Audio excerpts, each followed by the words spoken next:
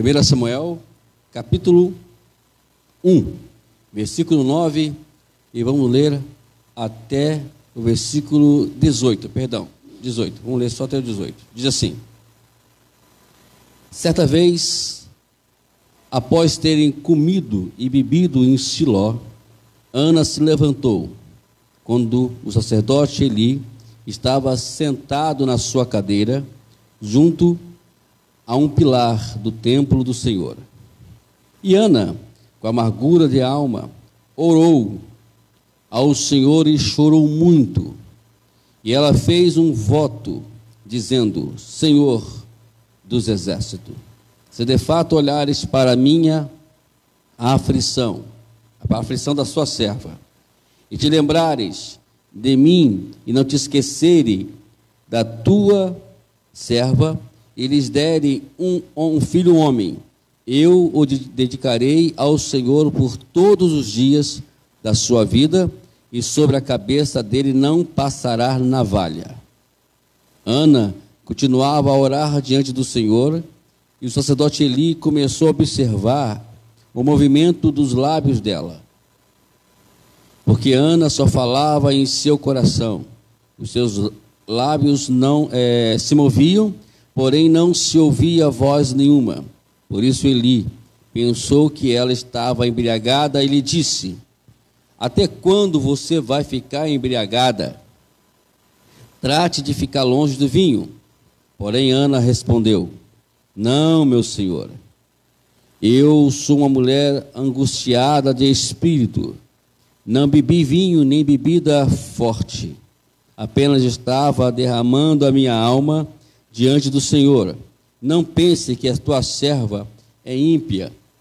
Eu estava orando assim até agora, porque é grande a minha ansiedade e a minha aflição. Então Eli disse: vá em paz, que o Deus de Israel lhe conceda o que você pediu. E Ana respondeu: que eu possa encontrar favor aos seus olhos. E ela seguiu o seu caminho e comeu alguma coisa, e o seu semblante já não era triste. Hoje, eu quero trazer para os amados irmãos algumas lições da vida de Ana, uma mulher piedosa, mulher que trouxe alguns aprendizados para a gente. Quero que hoje todos nós vamos desenvolver para a gente aprender alguma coisa desta mulher, né? E a primeira coisa que podemos aprender como é que aprender, em primeiro lugar, com a sua tristeza, né? E às vezes nós aprendemos com pessoas que estão só alegres, né? Mas aqui podemos, com Ana, aprender com a sua tristeza. Vamos trazer algumas coisas aqui para a igreja, para a gente poder entender isso. Em primeiro lugar, né? Aprendendo com a sua tristeza por causa dos tempos. Se você fosse observar, durante o período dos juízes, os estrangeiros, as nações estrangeiras, elas invadiram toda a terra de Israel e oprimiram o povo. E também a nação de Israel também tinha outro problema. A nação israelita, ela também rejeitou o governo de Deus sobre eles. E no final do livro de Juízes, se vocês foram lá em capítulo 21, versículo 25, existe uma palavra que é muito, muito chata, mas diz assim: e cada um fez o que parecia certo aos seus próprios olhos. Eles começaram a fazer o que eles achavam que era certo. E foi, na verdade, uma época muito difícil para todos, mas especialmente para aqueles que queriam buscar ao Senhor. Buscar o Senhor naquela época não era uma coisa tão simples como parecia, né? Era uma coisa muito complicada. E como resultado, dessa desobediência que esse povo fez a Deus, a nação sempre ficou na sua baixa moral e na sua baixa espiritualidade. Então, também, podemos aprender que Ana também estava agora chorando por algo que a qual vivia também a sua nação. Em segundo lugar, porque aprendemos com a tristeza de Ana, é por causa da sua família, né? Vejamos aqui que Elcana era o seu marido, e como marido, ele tinha algumas características como homem. Primeiramente, ele era o líder espiritual do lar. Ele foi fiel na adoração do tabernáculo em Siló, como podemos ver aqui na Escritura Sagrada. Amém. E ele amava a Ana, que era a sua esposa.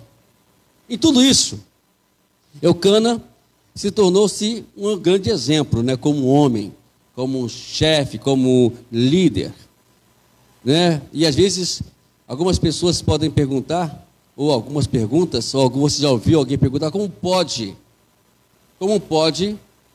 agora Ana ficar triste por um marido como esse? Todo mundo queria, eu acho que a maioria das mulheres, elas sempre imaginam um marido assim, né? Um líder espiritual. Imagine, elas imaginam, né, ter um líder espiritual, um homem que ame as suas esposas. Então, toda mulher, eu acho que elas querem isso, né? Mas Elcana tinha um problema muito sério. Isso trazia uma tristeza para Ana. E Elcana acabou sendo influenciado pela circunstância da situação, porque existia naquela época uma cláusula, né? Uma cláusula. Se a sua mulher não desse filhos, então o marido podia buscar ter um segundo casamento para que ele pudesse ter a sua descendência. E Elcana acabou se influenciando com isso. Por mais que ele amasse Ana, ele acabou se deixando se influenciar por isso e acabou arrumando um segundo casamento. Isso, né, fez com que Ana ficasse triste, porque existe, mas é bíblico isso? Pode isso, pastor? Não. Deus nunca aceitou isso. Deus apenas tolerou isso. Foi apenas uma toleração de Deus e não uma vontade de Deus ali. Mas, então isso quer dizer que quanto mais, isso nos ensina que quanto mais a gente permitimos que as nossas casas, ela venha ser influenciada com o mundo, nós também vamos sofrer, ou vamos passar por algum sofrimento, né, na nossa vida espiritual. Por isso que nós temos que banir de vez o mundo dentro das nossas casas. O problema de Elcana, é claro, que vai afetando o seu relacionamento, né, e que ele tinha com Ana. E aqui nós podemos ver que, por mais que ele fosse esse líder espiritual, por mais que ele amasse Ana, isso estava de alguma forma afetando. Isso fez com que Ana ficasse triste, né? Triste por Elcana ter tomado outra esposa. Então mas temos ainda uma terceira razão, porque aprendemos com a tristeza de Ana, por causa da sua falta de filhos. Não ter filhos naquela época era um problema muito grave, né? Porque a mulher ter filhos, né, era uma extrema importância para um relacionamento conjugal e para a realização dela própria, a mulher. E isso era um problema, né? Ela não teve filho, ela era estéril. Na cultura do Antigo Testamento, não ter filho era um grande problema. Era como que a mulher ela fosse uma pessoa inútil, né? Que ela não fosse útil para a sociedade, para Israel. No entanto, também o Senhor, diz a Bíblia, fechou o ventre de Ana. E ali começou o seu drama, começou a sua luta. E fez com que Penina usasse isso como forma de... Porque o que acontece? Ana, diz a Bíblia que, aqui no versículo 3 a 5, depois vocês podem ver em casa, com calma, fala que Ana não podia dar filhos. O que Elcana fez? Elcana foi lá e deu uma porção dobrada para Ana. Isso fez com que Penina, ou criasse em Penina um ciúme, e ela usou esse ciúme para poder, né, confrontar Ana, dizendo que ela podia ter filhos e Ana não podia ter filhos. Isso virou-se uma guerra dentro da casa, né? Isso tudo por causa de uma coisa simples, né? Se Elcana ficasse só com Ana, talvez não evitaria esse problema, né? Mas ele quis prosseguir criando. Então, aqui vemos essa guerra. E Penina, então, a partir desse momento, se torna uma adversária contra Ana, que a qual ela não perdeu tempo, né? Começou a provocar Ana demasiadamente. E Elcana, na verdade, ele sempre mostrava o seu amor por Ana, mas ele não conseguia entender o tamanho da sua tristeza. Uma coisa que nós devemos parar um pouquinho para meditar, que às vezes aquilo que parece, né, sem importância para mim, é importante para a minha esposa. E aquilo que não é importante para você, esposa, também é importante para o teu esposo.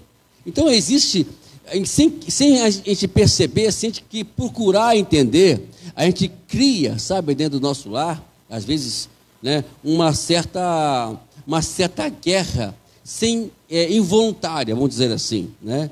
E nós precisamos procurar entender, né, olhar para, porque se Elcana chegasse para Ana e conversasse com ela e procurasse entender, né? Porque para Elcana o amor dele era o bastante, né? Amar ela era o bastante, mas isso não estava satisfazendo, né, o que Ana precisava, que era ter filhos, Mas nós podemos aqui considerar que Ana, ela é uma mulher piedosa. Ana poderia ter caído em um ataque de depressão, poderia ter se aprisionado espiritualmente, mas Ana fez aquilo que nós todos precisamos fazer quando nós confrontamos com todos os problemas, e sem culpar Deus. Ela não culpou a Deus porque ela estava estéril, ela simplesmente foi buscar a Deus, o favor de Deus para a sua vida, né? Então, vemos que agora Ana, em meio àqueles momentos difíceis da vida dela, ela aproveitava aqueles momentos que ela ia até Siló para adorar ao Senhor, e ali todos os momentos ela estava buscando a Deus, até que ela chegou a um extremo de deixar que a sua aflição se demonstrasse fisicamente. Ana se torna aqui, sabe, um exemplo de todas as mulheres e também de nós homens, que às vezes tem a mania de as pessoas achar que Ana é só exemplo das mulheres, né? Mas também não é só exemplo também de buscar o Senhor, não permitir que nada venha a nos abater, ou que venha a nos parar a nossa progressão espiritual, né? Vemos aqui algumas coisas que nós podemos aprender com ela. Ó, o seu mundo era um lugar perverso para se viver. Isso você vê como é que era o mundo, a situação de Ana. Seu marido havia permitido que a influência mundana invadisse a sua vida. Também, em terceiro lugar, ela carregava um fardo tremendamente pesado e o seu marido não a entendia. Em quarto lugar, mas apesar de tudo isso, ela ainda permaneceu fiel a Deus. Então, vejam que mesmo em todas essas situações, ela permaneceu fiel ao Senhor. Isso podemos ver aqui, podemos aprender com a tristeza de Ana. Tem tristezas que tem que sabermos como entender elas, né? Agora outra coisa também, vamos agora aprender também com Ana sobre a súplica dela, né? Em primeiro lugar, a sua resposta, né, correta, a sua resposta correta aos seus problemas. Aqui no versículo 9 e 10, vemos que Ana, ela abre o seu coração e mostra o tamanho da sua situação. Porque às vezes o que Deus às vezes o que faz aquele obstáculo de nós não recebermos a resposta que a qual desejamos a Deus é criar subterfúgios ou criar desculpa dentro de nós para que nós não podemos ver, para que nós podemos relatar a Deus realmente o que nós estamos sentindo. Sentimentos têm que ser expostos para Deus. E Ana estava na situação crítica, e ela demonstra para Deus isso, né? E aqui vemos, Ana não voltou, né? Olha só aqui, Ana não voltou para sua mãe para buscar ali, sabe, um conforto, um consolo, não, ela foi buscar o Senhor. Ana não procurou aconselhamento jurídico para tentar sair da sua situação. Eu vou abrir um processo sobre a vida de Penina, que está me perturbando. Não, Ana não fez isso. Também Ana não procurou um psiquiatra para fazer a sua terapia intensiva. Tem pessoas que procuram tudo nesta vida, menos a Deus. Verdade? Procuram psicólogo, não que eu seja contra a psicologia, amados. Me perdoe, né, as pessoas que estão me ouvindo agora, aí pela rede social, eu não sou contra a psicologia, mas eu creio que o maior psicólogo, a pessoa que pode te ajudar, é aquela que te criou, é aquela que conhece o seu interior. No Salmo 103, versículo 14, fala que o Senhor conhece a nossa estrutura, Ele conhece a gente. Então, não seria a pessoa melhor para poder olhar a sua situação do que seja o Senhor. Ele conhece, e Ana tinha essa consciência. Ana não buscou lá o papai, a mamãe, para buscar consolo. Me ajuda aqui, mamãe, me ajuda aqui, papai, porque a Penina está me perturbando. Tem pessoas que são casadas, em vez de procurar resolver os seus problemas dentro das suas casas, vão buscar o consolo do papai e mamãe. Não, se você casou, se eu casei, se você casou, temos que procurar resolver entre nós mesmos, diante do Senhor. Essa é a solução que temos que fazer. Tem pessoas que, quando se confrontam com certas situações como essa, vão buscar, sabe o quê? O juiz, vão processar. Hoje em dia tudo é processar, virou moda, né? Tudo que as pessoas querem fazer é processar, mas o maior juiz que pode julgar as nossas causas se chama o Senhor. E ela foi fiel a Ele, porque somente Ele podia ajudar ela. Tem coisas que, amados, que somente Deus pode ajudar. A sua oração, aqui vemos a sua sinceridade. Oração, ela tem que mostrar o que realmente está em nosso coração. Eu fico pensando que Deus não vai olhar para orações, sabe, aquelas que vai enganar. Não tem vergonha de falar com Deus. Eu, particularmente, não tenho vergonha de falar com Deus. Nós não devemos ter vergonha de falar com Deus. Mesmo porque Deus já conhece o que está no nosso coração. Quem vai enganar Deus? Quem vai ludibriar Deus? Vai enganar Ele, não vai, eu vou orar aqui, mas eu vou enganar Deus, eu vou fazer de conta que não vou falar nada que eu estou sentindo. Não, Ana fez isso. Ana não estava pedindo um filho para ganhar favor do seu marido, pois ela já tinha isso. Com Ana, já tinha o favor de Eucana. Então não precisava ela pedir um filho para poder ser favorecida por Eucana. Não precisava disso. Ana também não estava pedindo um filho para ostentar diante de Penina. Não. Ela queria um filho, não é para poder dizer assim, eu também tenho filho também, viu, Penina? Não passava isso nunca no seu coração. Ana também não estava pedindo um filho para ter grande posteridade, como era a razão normal que desejava alguém ter um filho. Não, de maneira alguma. O versículo 11 diz o seguinte: ela fez um voto dizendo, para a aflição, um voto dizendo, Senhor dos exércitos, se de fato olhares para a aflição da tua serva e te lembrares de mim, e não esquecerem da tua serva, e lhes derem um filho homem, eu dedicarei ao Senhor por todos os dias da vida, e sobre a cabeça dele não passará navalha. Agora vemos aqui a razão da oração dela. Tudo, irmãos, dependia desta oração. A nação de Israel dependia de alguém orar dessa forma. Eu falei aqui inicialmente, a situação espiritual da nação de Israel estava crítica. Espiritualmente falando, não tinha mais nada. Os filhos de Eli, em vez de ajudar, os filhos de Eli estavam mais complicando ainda a questão espiritual ali.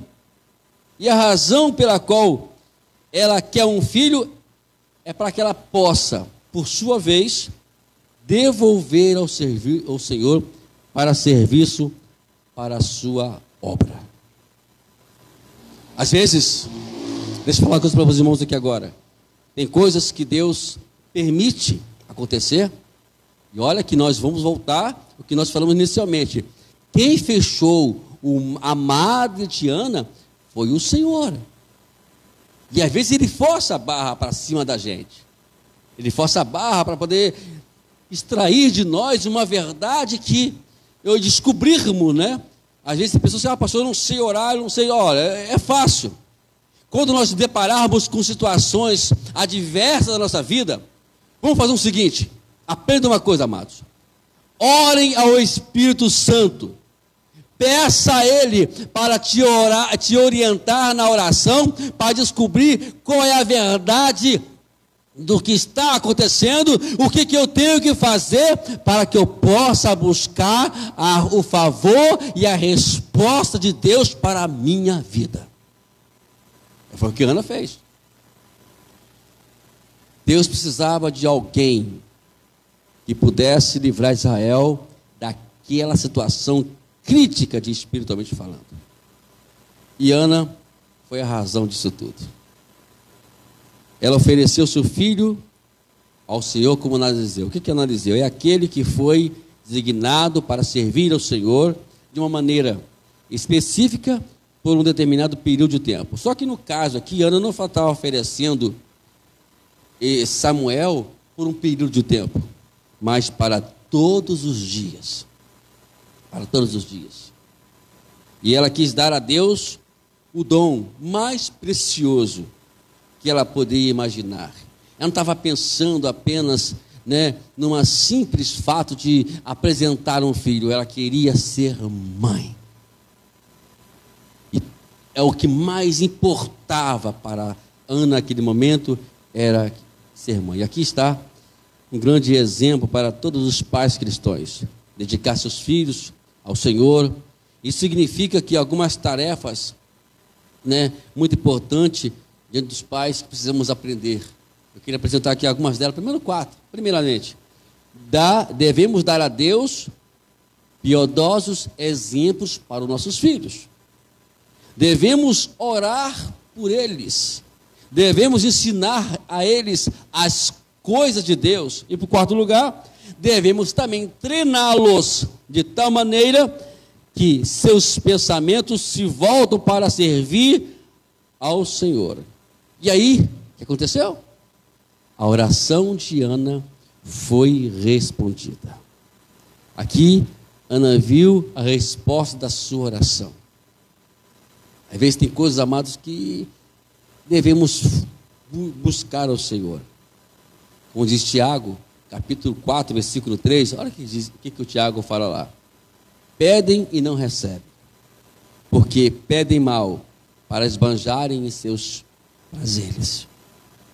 Às vezes tem pessoas que tem hora que uma coisa que eu sempre, quando eu vou pregar, quando eu vou ensinar, eu sempre gosto de deixar claro. Antes de você fazer alguma coisa para Deus, antes de você orar a Deus, ou se você quer pedir alguma coisa a Deus, você precisa olhar primeiramente para o seu coração. Porque Deus já está olhando para ele. E Deus já sabe a intenção do seu pedido. Já sabe a intenção do que vai acontecer. Porque Deus só respondeu Ana porque Deus olhou para o coração dela. Porque se Deus não olhasse para o coração dela, Deus não respondia ela não, porque ele viu em Ana a sinceridade, tanto que mais tarde você vai observar ali no capítulo 2 ali, e no capítulo 3, que Ana, ela vai lá e entrega Samuel aos cuidados de Eli, e deixa ele lá no templo, e ela cumpre. Mais tarde, Ana tem mais 5 filhos, 3 meninos e 2 meninas. A madre de Ana, ela se abre e muito bem, né? E às vezes a nossa madre está um pouco meio fechada, né? A gente não consegue, né, atingir os objetivos que nós precisamos. Então chegou a hora de nós podermos buscar ao Senhor, buscar a Ele de uma forma mais intensa, mais sincera, para que Deus venha responder a nossa oração. Aqui tem um exemplo desta mulher, lições que ela nos ensina, e essas lições tendem a quê? A nos mostrar o caminho, o que é uma oração bem respondida. No capítulo 2, você vai observar aqui no versículo 1, no versículo 2, a oração de Ana. Olha que oração magnífica. Olha o que ela fala aqui no versículo 1, no versículo 2 do capítulo 2. O meu coração exulta no Senhor. A minha força está exaltada no Senhor. A minha boca se ri dos meus inimigos, porque me alegro na tua salvação. Ninguém é santo como o Senhor, porque não há outro além de ti, não há rocha como o nosso Deus. A certeza que ela tinha desse Deus. Tem pessoas que têm um estilo de vida tão ruim, que demonstram que realmente elas não estão sendo sinceras a Deus. Outras têm um estilo de vida a qual mostra, porque tudo isso vai muito somar pelo estilo de vida que nós queremos para Deus, queremos viver para Deus. E aqui vemos o exemplo disso. Ana pediu de uma forma correta, e então o Senhor se lembrou de Ana. Você quer que Deus se lembre de você? Então esse é o momento de você rasgar o seu coração para Deus. Não se importa com o que as pessoas vão dizer. Eli chegou para Ana e disse que ela estava embriagada, porque a sua aflição era tão intensa que ela não conseguia falar o que ela queria, e ela falava com a alma. Esse é o segredo. É quando nós oramos com a nossa alma, paramos de falar muito pelo que nós usamos no nosso linguajar. Nós falamos muito e sentimos pouco. Falamos muito, mas dentro de nós não tem nada daquilo que realmente está a minha alma pedindo. O que importa é o que sua alma está precisando agora. E ela estava orando com a sua alma. Olha que interessante. Vamos voltar novamente ao texto. Versículo 10. Ana, com amargura de alma, orou ao Senhor e chorou muito. Imagine, eu fico imaginando o que seria esta oração.